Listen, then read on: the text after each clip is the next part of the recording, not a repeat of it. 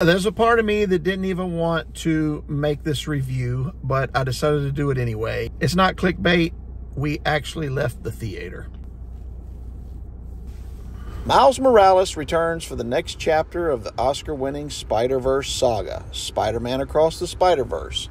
After reuniting with Gwen Stacy, Brooklyn's full-time friendly neighborhood Spider-Man is catapulted across the multiverse, where he encounters a team of spider people charged with protecting its very existence. But when heroes clash on how to handle a new threat, Miles finds himself pitted against the other spiders and must redefine what it means to be a hero so he can save the people he loves most. I didn't do tons of research on this movie. It's got the Spider-Man name in the title. I'm going to see it. It didn't surprise me that the theater was full of people much younger than I am, and I can handle that, including the three girls behind me who had a very hard time not giggling the entire time about something. I'm not sure if it was the movie. Maybe they were high before they got there. I don't know. They found something extremely funny through the previews, the Coke commercial, the whole... My expectations for this movie were high, only because it's a Spider-Man movie, and I enjoyed the first Miles Morales movie. You know, that cartoon look that it had, the comic book feel, I thought that was great. This one is on overload. When I sit down and spend hard-earned money on a Spider-Man movie, here's the kind of scenes I'm expecting to see. The kind of drama, the kind of clear good guy, bad guy plot moving through the entire 2 hours. These are the type scenes that I live for a Spider-Man movie.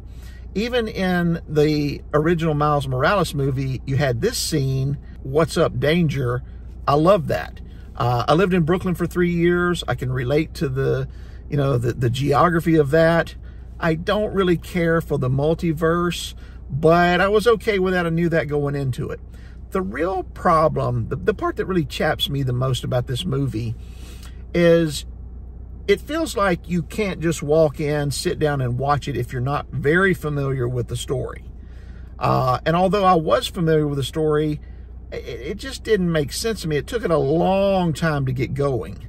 You know, it starts off with Gwen Stacy, and she's in kind of this dreamy-like cinematography for the comic book look and feel. I thought it was overdone. I thought the sound was great. I don't like the cynicism, the cynical, sarcastic, teenagery stuff. I don't know. It just doesn't work for me. I like the younger Miles better. And maybe it's because I'm an old man. Back and forth of this first bad guy that they find in the bodega with the holes in him, and he's got the bread coming out. There's just a constant barrage of special effects with this character going in and out of this hole he would create. Way overdone. There was too much time spent on it. And I know what you're thinking. You left the movie. How could you possibly even make a judgment call on it? I didn't want to have to stay and wait on it. I'm 45 minutes into the movie. My wife's there with me. I look over and I'm like, hey, I'll meet you outside in 5 minutes. Let's pretend like this never happened. I didn't have to ask her twice. I'm not sure she wanted to be there to begin with, but I did.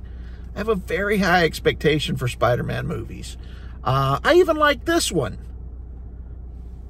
I'm not that hard to please. This movie is not for Gen X. It's clearly for a millennial and under, probably Gen Z more than anyone. And I don't know how it ended up. We left after 45 minutes. Let me know what I missed in the comments. Completely unwatchable for me. I just didn't care for it at all. I've only left a movie theater one other time, and that was for Candyman. I don't know if you ever saw that show, but